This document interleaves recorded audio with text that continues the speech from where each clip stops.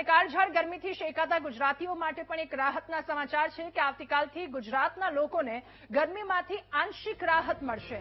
આગામી 3 દિવસ સુધી મહત્તમ તાપમાનમાં ઘટાડો થવાની શક્યતા વ્યક્ત કરવામાં આવી છે, ત્યારે કાળઝાળ ગરમી પારો 43ને પાર પહોંચ્યો છે, જેમાં થોડી રાહત ગુજરાતીઓને મળશે। પવનની દિશા બદલાતા તાપમાનમાં 2 થી 4 ડિગ્રી સુધી ઘટાડો થવાની સંભાવના છે અને 24 કલાક માટે કચ્છ, સુરેન્દ્રનગર અને રાજકોટમાં ગરમીને લઈને ઓરેન્જ એલર્ટ આપવામાં આવ્યું છે। ગીર સોમનાથ, દીવ, દ્વારકા, પોરબંદર, અમરેલી અને બોટાદમાં યલો એલર્ટ આપી દેવાયું છે, તો આ સાથે બનાસકાંઠા, પાટણ, અમદાવાદ અને ગાંધીનગર તથા વડોદરામાં યલો એલર્ટ આપવામાં આવ્યું છે।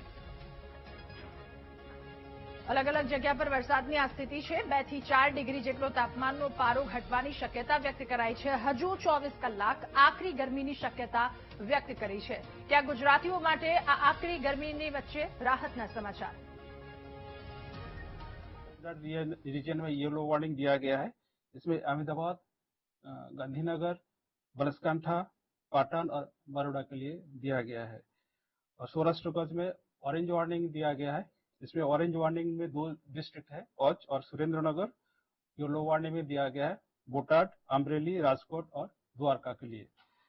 अभी तटीय क्षेत्र में हमारा जो पवन का दिशा रहेगा, मेनली उत्तर गुजरात की जो तटीय क्षेत्र है इसमें पवन की दिशा रहेगा पश्चिम दिशा से पवन चलने का स्थिति रहेगा, और जो दक्षिण गुजरात की तटीय क्षेत्र है इसमें दक्षिण पश्चिम से पश्चिम दिशा से पवन चलने का स्थिति रहेगा।